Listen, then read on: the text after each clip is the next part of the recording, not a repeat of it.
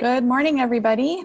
Welcome to Monday, March 8th. I hope you're all enjoying the sunshine and the crisp spring weather. I walked to work this morning and I love seeing all of the beautiful flowers and our green hills. So we can expect a little bit of rain this week, but it's always a good reminder to appreciate how beautiful this place that we live in is. So this is our regular COVID-19 response and recovery call. We've got some great information for you this morning. We're going to share with you a little bit of information about our internal organizational operations, as well as some changes that have been coming out in the framework from the state of California. And we're going to talk a little bit about the state, federal relief, and the general economic recovery. So thanks for being here this morning. And I want to give a special shout out to the city of SLO for making us remember how lucky we are. We have had such a great time seeing Mission Plaza activated with the SLO Lucky Tunnel. Carson Butler did a wonderful job creating this activation, and the community absolutely loves it. You're going to hear more about what we're doing to promote downtown on our social media channels a little bit more later today, but just remember that we are SLO lucky indeed. Our Downtown SLO is an organization governed by a board of directors, and our next board of directors meeting will be tomorrow morning at 7:30.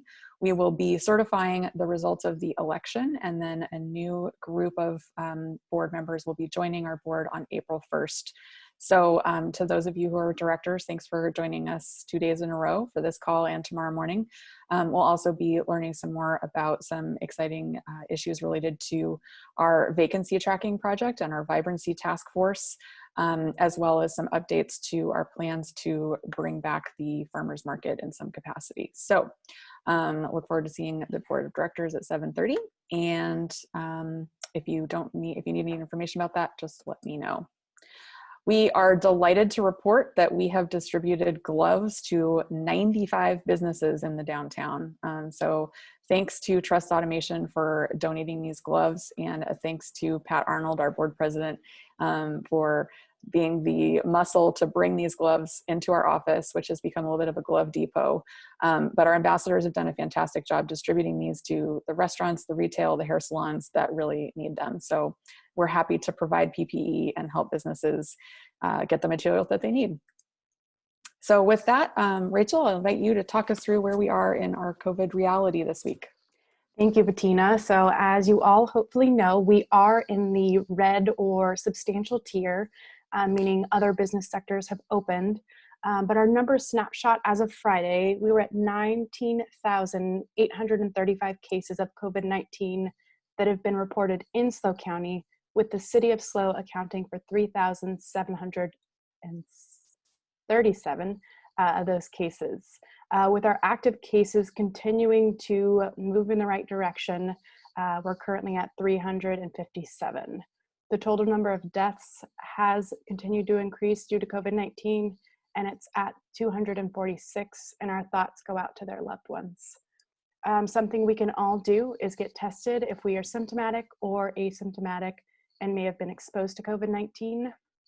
And with other COVID-19 updates, Lee a little bit later on is going to give a little bit broader of an overview of some of the new tier guidance that the state came out with on Friday. On the next slide, we do have two upcoming ad hoc committee meetings. The first is Food, Beverage, and Services, focusing on St. Patrick's Day, and that meeting is tomorrow, March 9th at 11 a.m. Via Zoom. And if anyone is interested, they can email me at rachel@downtownslo.com to join. The second meeting is Parking and Access, which will be this Thursday, March 11th at 10 a.m. via Zoom. And we'll be discussing projects such as a mobile app payment and the downtown paving project, as well as other downtown parking and access related pieces. So again, if anyone is interested, please email me and I'd be happy to share the Zoom link with you. With that, Bettina, I'll turn it back over to you. Great. Well, thank you, Rachel. Appreciate that. And on the testing front, I got tested last week and I got the fastest result I've ever gotten in this whole thing. So Kudos to the testing programs for speeding up their results programs. I want to talk a little bit more about the federal relief that's coming down. And instead of just being a talking head here, we are going to launch a little poll because we want to hear from you about what kind of relief your business has experienced over the course of the past year. As you know, the Paycheck Protection Program is open again, so you should check with your bank for eligibility or apply online for an online lender if that is open to you. And over the weekend, we know that the American Rescue Plan was confirmed and it's expected to be signed into law by President Biden later today or this week. And that includes substantial amounts of money for state and local governments, as well as direct payments to individuals and for children, and expanded unemployment benefits as well. So I was walking to work this morning listening to my favorite program, Marketplace, and they were talking about the jobless reports that came through on Thursday. It's really interesting to hear about how we see the unemployment numbers drop each week, but yet they're better now, but they're the same as they were at the worst point during the 2009 Great Recession. So a little bit of context is always important to think about where we are in this recovery. The state of California is also providing additional stimulus, both to individuals who are at the lowest income levels. They're also investing in the California Business Grant Program. And we talk about this every week.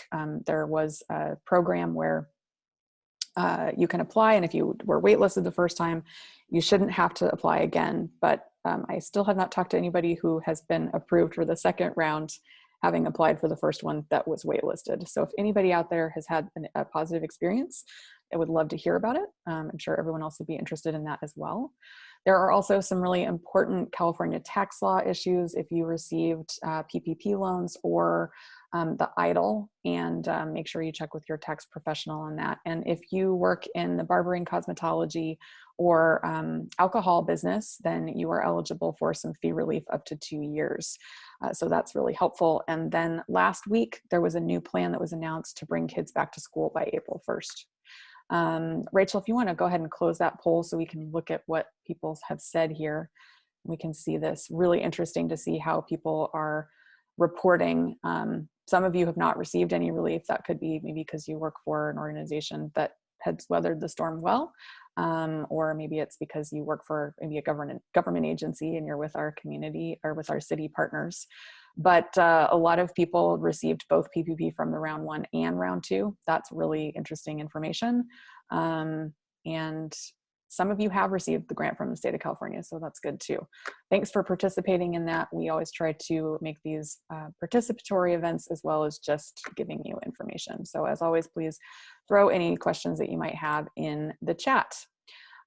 What up next, we are going to invite our farmers market manager turned marketing maven for Downtown SLO, Whitney Cheney, who has really pivoted and created just a phenomenal new website for us. She has done such a great job over the last year that the market has been paused.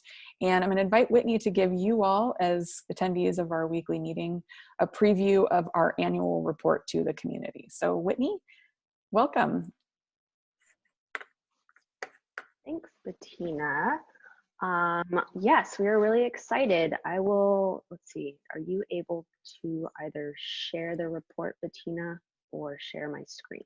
Oh, let's give you sharing abilities. Sorry about that. All right. Let's see if I can do this now.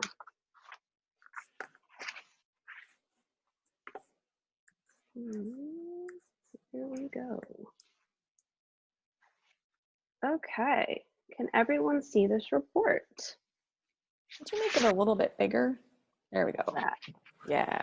All right, here it is. You guys are the first to see it beyond our eyes, except for Pat. Pat has seen it. But this is it. We're really excited to show you our annual report. This thing is covering our fiscal year of July 2019 to June 2020. We had a lot to celebrate in that year. The first half being a lot of fun, as you can see on this cover page, is our holiday parade. The second half, as we all know, was a bit challenging. We felt like the whole spectrum deserved some recognition. See if I can toggle through this thing. Our first of this. I'll just quickly go through it. It is 16 pages. It is available on our website, so you can look at it there. First page kind of gives you an understanding of who we are, our financial summary, and a brief timeline of where we stand. Then we go on to some of our well-known events, farmers market, concerts in the plaza. Look at all those people. It's just phenomenal to think back at how casual you just took that for granted. We're very excited to bring those things back in a safe manner, especially with farmers market. We have been looking at ways to do that, and more to come on that.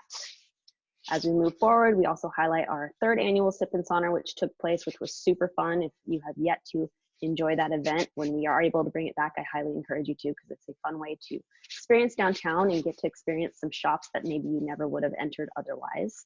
Holidays in downtown, our holiday program showed the holiday windows, the parade, Santa's house, the carousel, so many things we were unable to do this most recent holiday situation, but we were able to bring Light Up Downtown, which will be included in a future edition of this annual report. So some good things to come. We also brought back our State of Downtown annual breakfast, which we hosted at the then brand new just open Hotel SLO, and it was super fun to have. It's just such a phenomenal event, and we look forward to being able to do that again.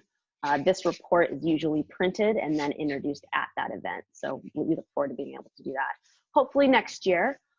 We also brought the Mayflower Initiative to life, which you will see in its second edition this coming May. We will have we have a call out right now for artists for the upcoming one. So if you are an artist or if you know someone that's interested, we encourage you to reach out to us. We highlighted some of the windows on this page. We continued to do our beautification awards. However, we did move them virtually because it was during the pandemic in April. Our Clean and Safe program continued to do everything that they do kind of behind the scenes. They pivoted and reached out to our businesses as things shut down to make sure they had the resources they needed. We're so thankful for them. We did a quick little snapshot on here of what they gathered in terms of trash and removed stickers and whatnot. Our downtown foresters were also busy, as you can see, keeping everything clean. They just recently did that again downtown. We give a big shout out to all of our many committees and everything that they achieved. We would not be able to do any of this programming without them. Same with our board of directors. So many people are involved behind the scenes that you just don't see. That this is just a small thank you and a small way of us to show our gratitude. And financially, we wouldn't be able to do this without our sponsors. So a huge thank you to all of them for their continued support. If you have ever thought about becoming a sponsor, or maybe you want to talk through it a bit more, we encourage you to reach out to Rachel.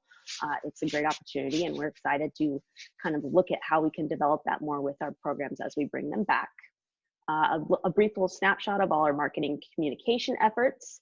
Facebook, Instagram, the usual email. We do radio still every week where we're doing highlights about what to expect downtown. A lot of advocacy. Our website, as Bettina mentioned, we just recently published. Just tons of things keeping us busy. Somehow the weeks are flying by. And finally, we gave a little shout out to our staff from the 19 to 20 year, as well as our interns, another program that has been paused that we look forward to bringing back, and our 501c3 Friends of Downtown SLO with a donation scan for anyone that wants to donate. So this was a huge lift. I can't tell you how many hours were spent on this thing, but it was really fun to do in terms of looking back at all we were able to achieve, and kind of an inspiration for us to get out of this pandemic. You know, we've been working on everything to kind of get through the muck, and now we're looking forward to how can we rebuild and come back stronger. So we look forward to sharing this with everyone. We will have printed copies at some point, which if you're interested in having a printed copy, more information on that will come out, I think, in our email. But yeah, it's on our website. Feel free to share with your friends and family. And if you have any questions, reach out. Great. Thank you, Whitney. Really appreciate all your hard work on this. And to everybody who's included in this annual report, it can feel a little strange that we're looking at something that was a year that concluded in June 2020, but one of our really important values here at Downtown SLO is to celebrate our successes, and we just hadn't had a chance to do that so far. So we're looking forward to sharing that with you, and also we hope that it will inspire you to think about what is going to be possible as we continue to move through the reopening framework, especially as we look at some of the new framework that was released today or last week, just late on Friday afternoon. So we'll look forward to hearing from Lee about that. One of the other programs that we've really invested in over the past year is our social media, and we have partnered with a contract social media manager, Melanie McDowell from the Lovely Day Adventure Company, has an office at the Hot House downtown, and so we've been working with her since December to work on growing our Instagram presence and our Facebook presence. So we're going to invite Melanie to share a little bit with you about how our social media presence has grown. Good morning, Melanie. Oh, you're muted. There we go. It's not a Zoom call without a small technical error, right? Good morning, everybody. My name is Melanie. I'm the founder of Lovely Day Adventure Company, and I've had the pleasure of working with Downtown SLO the past 4 months on their social media. I do have a little bit of a presentation. So let me open that up.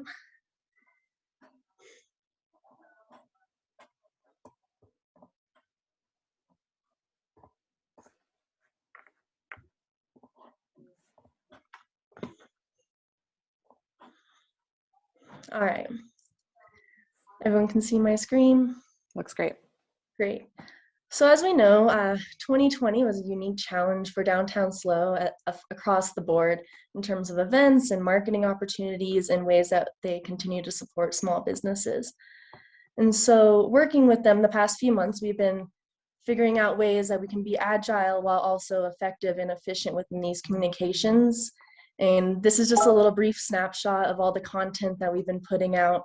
And I say brief, and I truly mean it. Because as we know, there's always a lot going on. Even without the events that we're allowed to have, Downtown SLO stayed really activated with nearly almost a dozen campaigns for the holiday season, and then going on beyond that. And so right after the shutdowns happened, Downtown SLO in the spring saw a really great dramatic spike in their social media presence. And as Bettina said, I've been working with them the last few months to really hone in on that and kind of grow that. And so this is a brief presentation of those last 4 months. I'm happy to share this with anyone that would be interested in seeing this afterwards so they can dive more into it.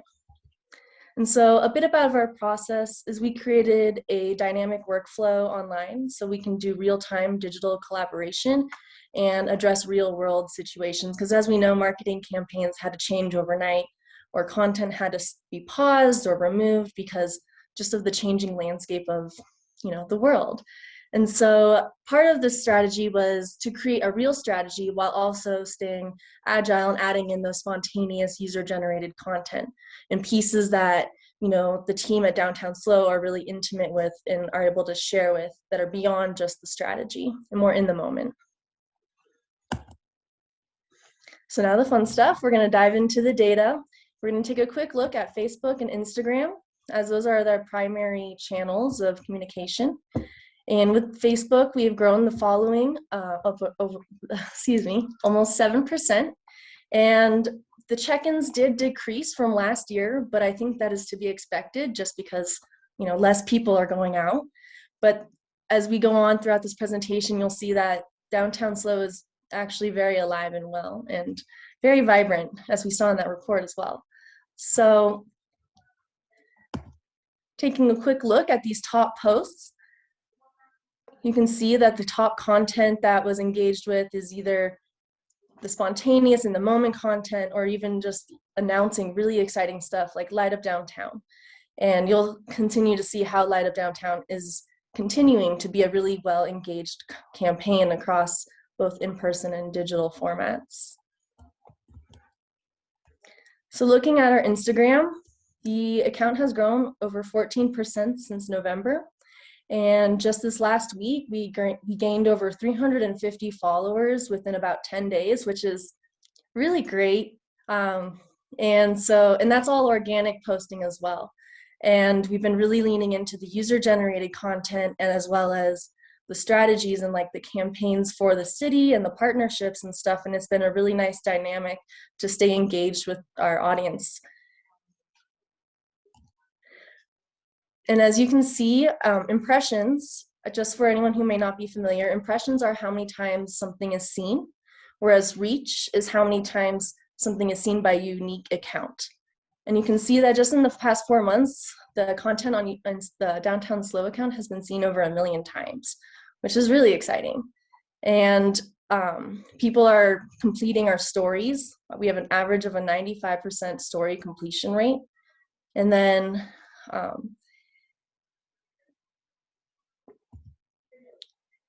we'll take a quick look at these top posts. And so what I'm trying to show here is we're trying to go beyond vanity metrics, which are comments and likes. And I think behind the scenes, really important metrics to look at are shares or saves. And these are things that people are doing behind the scenes of where you can normally see. And so they're engaging with the content, they're sharing it, they're reposting it, they're saving it for later. Like especially the holiday campaigns, a lot of that stuff was saved because people want to revisit that and keep it in mind for when they go into downtown.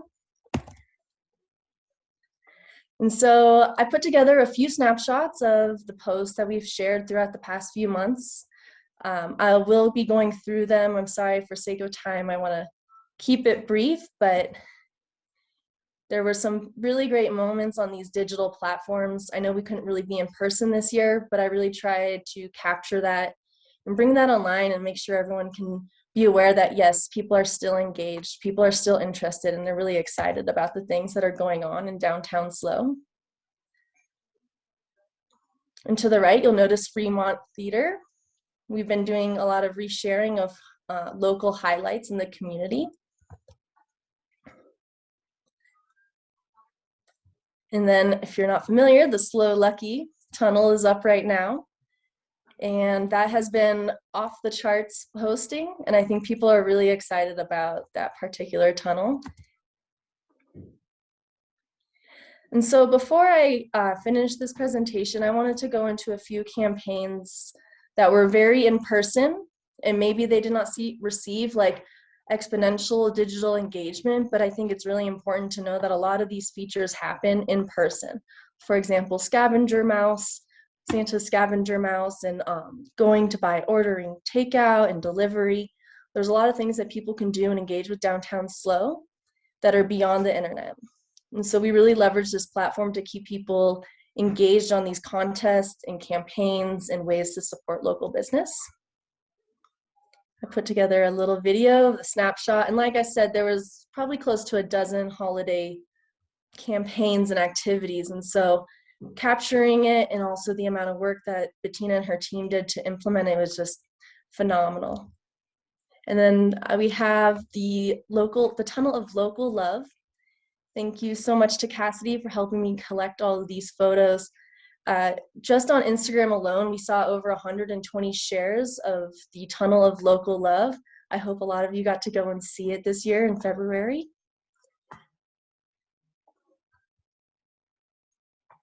And then lastly, the What's Your Wish campaign was really exciting to see the amount of submissions that came in person or online to the downtown SLO. And it was just interesting to compare it to the digital engagement. And so it was a really lovely campaign. I hope a lot of you got to write a wish to share your intention for the new year. And these were displayed on the downtown SLO window on their street. And so thank you so much. And if you have any questions, feel free to reach out to me. I'm happy to share any more feedback or actionable insights in case you're interested in how these campaigns we can grow from these campaigns. Thank you so much, Melanie. That was a great presentation. And thanks for all your work you've been doing to help us grow our social media presence and tell our story and to tell your story as the businesses downtown. I do want to just note for continuity that if anybody was on our call last week and we had the Green Business Network program highlighted, that Melanie's company is also a Green Business Certified program. So it's always nice to make those connections between our weeks. Thank you very much. And I'm sure I will be talking to you very soon on Slack or in person. All right. Great. Well, up next, we are going to invite our wonderful county supervisor, Don Ortiz-Legg. Thank you so much for joining us each week. We are really grateful to have you be with us, and I hope that you had a nice week. How are you this morning, Don? Are you there?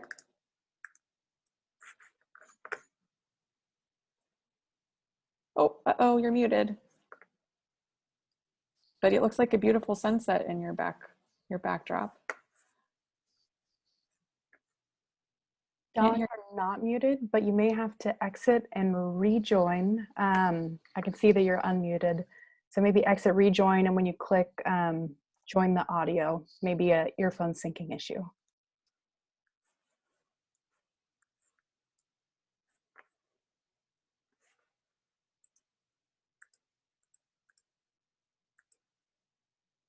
Should we go ahead to Lee and have you come back in? Okay, great.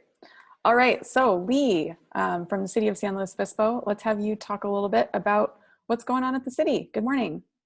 Good morning, Bettina. Can you hear me? Yes. All right. So if I look like my head hurts, it does from the new changes that came out from the state. I will do my best to explain those.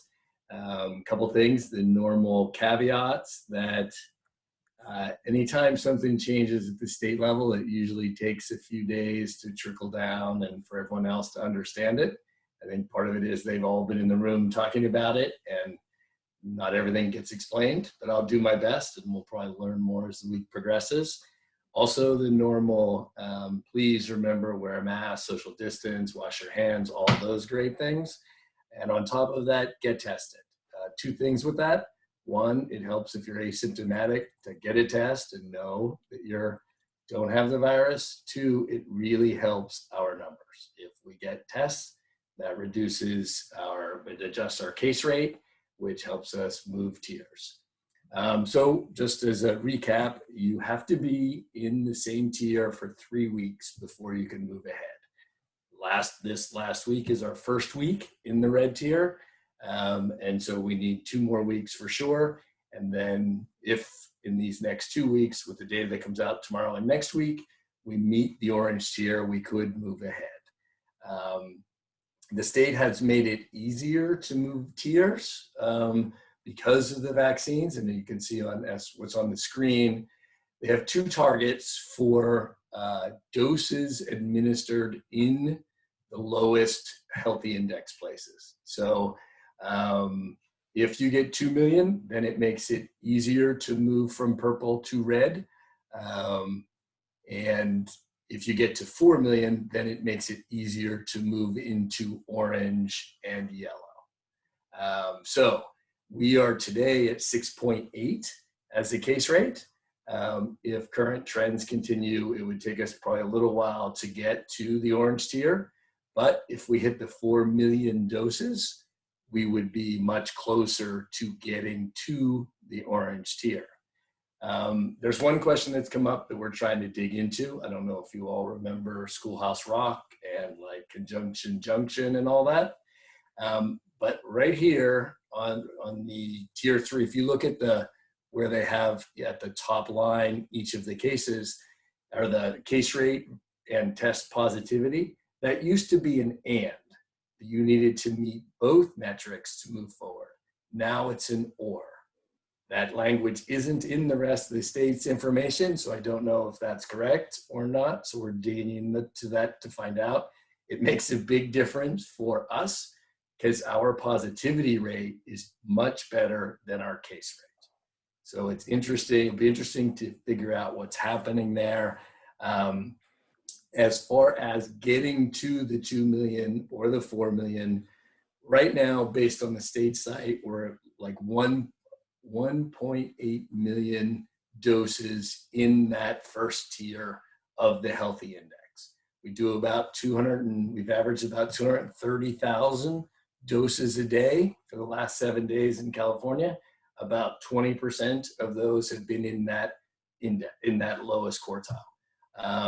So doing the math, that's 2 or 3 weeks before we would hit the 4 million, depending on a lot of things. So it'll be interesting what happens there. The Johnson & Johnson vaccine should help because it's single dose, and they're trying to use that for the people that are hard to reach for a second dose, all those things.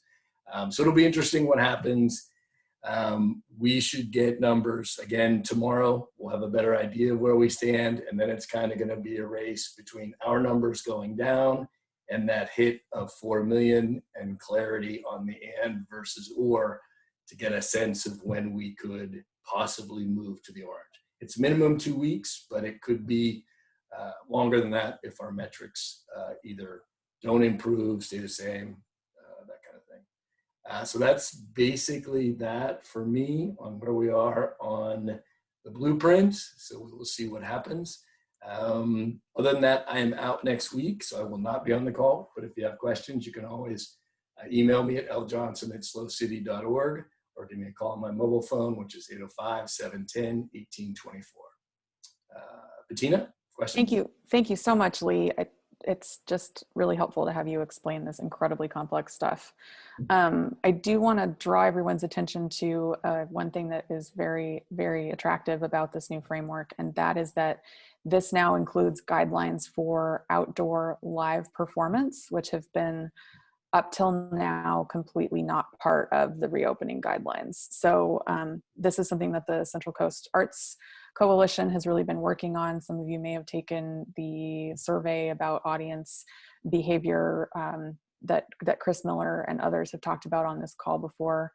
But this is very interesting, and it'll be great to see how this plays out, specifically because the guidelines say that effective April 1st, in the purple and the red tier, there are performances for sports and live performances that are allowed to take place. So good news for our friends in the arts, although I'm sure there are a lot of details that will be worked out around that. So I don't know if you have any more details on that, Lee, or if we could just maybe talk about that. Yeah, I think that the county's working on guidelines. They do have, they did change their guidelines a little bit on live performances, that you can have kind of background live music and things in restaurants and wineries. I think most people that are involved in that are aware of it. You can't have that be the focus of the event, but you can have background music, DJ, kind of, background stuff happening. But otherwise, it's kind of waiting on the county to update their guidance as we get closer to April 1st. Great. Okay. Well, thanks, Lee. We'll miss you next week, but we'll definitely see you the week after that. Good. All right. Supervisor Ortiz-Legg, are you back? And can we hear you? Or is Aiden there to help us with the supervisor? I am here. Hello.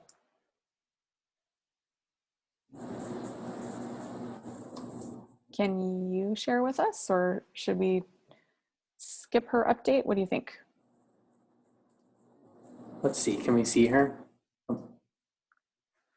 Supervisor, you want to give us a thumbs up or a thumbs down? Thumbs down. So let's.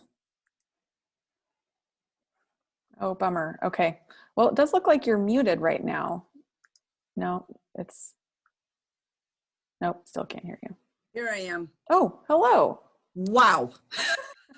I think it was what she said about it couldn't be a Zoom meeting without a few glitches. So sorry about that. I had to switch laptops.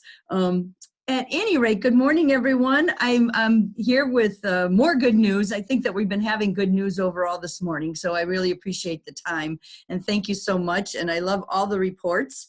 I'm going to share with you what you had asked, Bettina, which is the next slide. It's regarding the rent relief program that's currently coming into play. So right now, the way it's working is that, the county has something like, I think it's a total of around $17 million in rent relief that could be distributed to landlords to get the biggest benefit for the bang. And it's landlords that would have to accept up to 80% of what's owned. Now, who is qualified is the catch here. So these are number of persons in the household. It would be 50% of the area median income. So you see the line there that says very low income, 50%. You would have to have earned this level, depending on the number of folks in your household, to be able to qualify for that. The way it will work is that we chose to go through the state. It'll be the state system. However, we have 3 partners that locally that will be able to provide assistance to individuals or landlords that could qualify for this. And that would be the folks at the Salvation Army, and then United Way, and then the 5 Cities Homeless Coalition. those are the three organizations currently that have been approved by the state to actually participate in this program. When it's supposed to launch is a week from today. This morning I spoke to one of the participants and they said, we're going to be surprised if that actually happens. Today they have a call at 3:30 this afternoon to try to get more details on the organization of it. So Friday they were given the thumbs up that yes, you're in the program to be able to support. And what that support means is that they will have people managing phone lines.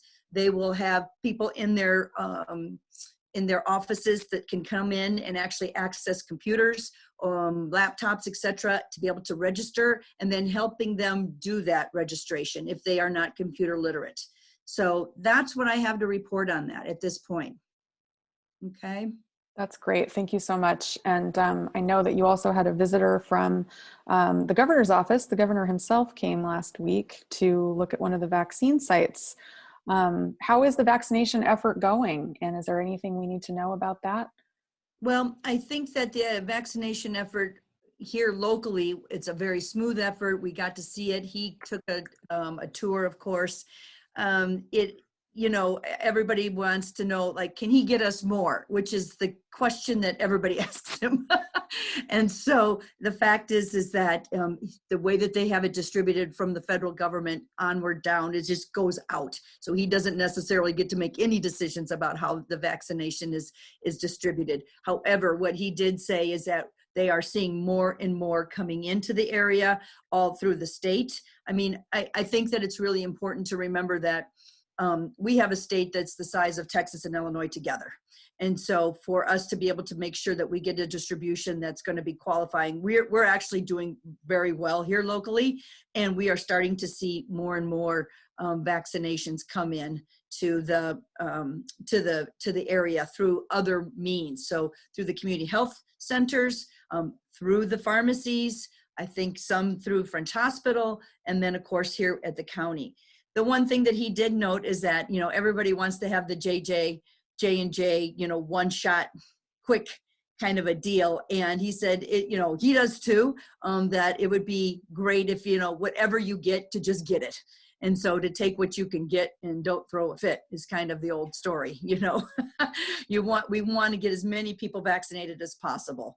And as far as him in general, you can see the wear and tear on him. I've known him for a number of years, and it's no doubt that everything is weighing very hard on him. And it's not just because of the recall, but whatever you think about that, I can tell you that when you take care of a state with 39.5 million people, and 30% of it are the Latinx population, and then another percentage of other persons of color, we have a state that really has been impacted. And Filipino nurses are a sector that has been impacted more of getting COVID and actually dying from it. And so he's got to take care of everybody. And I know that doesn't make everybody happy, but trying to weigh these decisions has really weighed on him. And I think it was quoted in the paper, and what we heard clearly is that he really sees a bright future ahead for us. It's what's the upside of COVID is that it has brought forth a lot of the things that have impacted our state for a long time that we're now really able to address. One of them being telecom and people's ability to have access to internet. And so, he's got lots of plans to get that out to folks that are in the underserved communities that don't get to take advantage of the things that we may take for granted every day. So I'll leave it at that, but that's kind of what the visit was about. This was for him to come out to the field. It's always good when you're in the high towers to come out to the field and see the folks and hear the feedback. I mean, he had some hard questions too. People were asking him, why were we in that regional breakdown? And basically it was that, I'm listening to healthcare professionals, and we understand that your area, may have suffered from that. It's hard to make these decisions, so. Yeah. Okay. Well, thank you for being with us. Is there anything else on the supervisor's docket that downtowners should know about?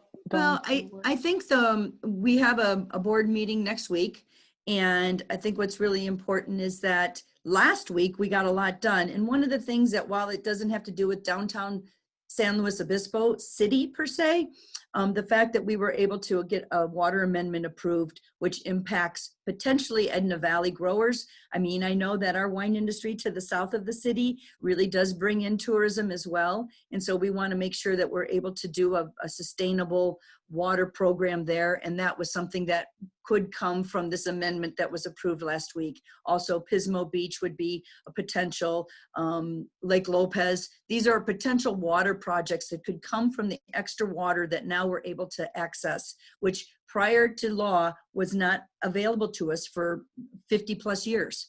So even though we get a certain allotment of water, if we didn't use it, it went elsewhere. This way now we're able to use it in projects or dedicate it to certain things, such as a replenishment of groundwater or Lopez Lake, for example. So that was a big win for all of us. Okay, and Excellent. else, please reach out to us, and thank you for putting up with my I'm working from home today, and that was one of the things that happened. So anyway, good to see everyone. Good to see you too, and thank you for soldiering on through the technical difficulties. Yeah, and tell Jackie I'll get her answer to her question about the Section 5. Most folks like that are already in the system, and so they are already kind of taken care of. We're looking at more people that it could be renting from other kinds of landlords, and so more of a private industry sector of the residential needs. Great. Does that make sense? Great. Well, thank you so much, and we'll see you next week. Thank you.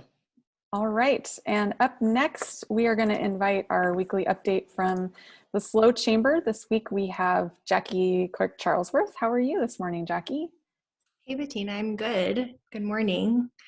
Hope everyone's having a good start to their Monday. Thanks for having us. Jim has a conflict this morning, so I'm happy to be here to provide a quick update on what's going on at the Chamber.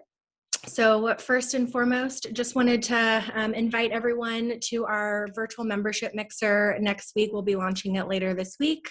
I believe we'll drop a link in the chat, though. It's free. It's been a really great opportunity to, see some familiar faces, meet new ones, and continue networking and hearing what's going on in the business community during this time. So this month we have member Dignified Hope Care, who is sponsoring, who we're partnering with for this free virtual membership mixer. And we'd just love to invite all of you to convene next Wednesday at 5:30 with us if you're able to make it.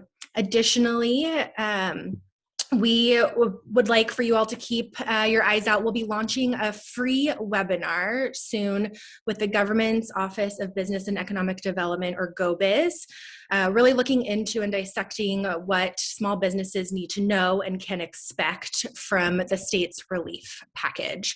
So if you'll remember, early on in the pandemic, we launched a free webinar series that we were rolling out weekly, which has been a long time at this point, but we had that for a few months where we really dove into what businesses needed to know about federal funding, some of the new, the ever-changing health and safety guidelines. And we're bringing that back. It will be free. It'll be open to everyone. It'll be on Zoom, but hope folks can come and ask their questions of our GoBiz partners, of anything that they might need to know or what they can prepare for, the grants, the fee waivers, some of the tax benefits, all of that's coming on the state level. So keep an eye for that launching hopefully sometime later this week or next. Great. Thanks, Jackie. I also want to give you some props for the webinar that you all did for the virtual event organizing. There were, I think, like 120 people on that, and it was very interesting. Well done. Yes, thank you so much. That was the Think Differently event that we partnered with the city's promotional coordinating committee to launch our second of the series last week. And so we'll be sending out a recap for all of the attendees that came, and then that will be also available and free to the public on our website and the city's website. Great. Thanks, Bettina. Yes, and speaking of the promotional coordinating committee, as you walk around downtown, you will notice that there are some beautiful, colorful new banners on both the Cobra head light poles and the pedestrian light poles. And that's a project that the promotional coordinating committee took on. The banners are up throughout the core of downtown, extending up Monterey and also in Railroad Square. So thank you to the city for that bright, colorful branding. We love seeing it, and it definitely brightens all of our days. Just a couple more things before we let you go and get on with your week. As Whitney mentioned earlier when we were going through the annual report, we are going to be doing the Mayflower Initiative again in May. This was a public art project that was really born out of sadness and darkness last spring, but was so successful that we're going to be doing it again with a particular focus on activating some vacant storefronts and doing some additional decoration, including in Mission Plaza. So we would love to have you join us if you're an artist. And over the next couple of weeks, our staff will be working at reaching out to business owners and property owners about asking them to participate.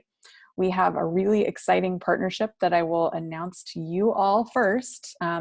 We are in conversations with the Cal Poly Rose Parade float team, and they are going to be creating an activation that will be in Mission Plaza, a living and dried floral display that will be truly, truly cool and fun to look at. So we're looking forward to that. And Mission Plaza continues to bloom, as it were. We have the tables and chairs available for downtown dine out, 11 a.m. to 8 p.m. every day.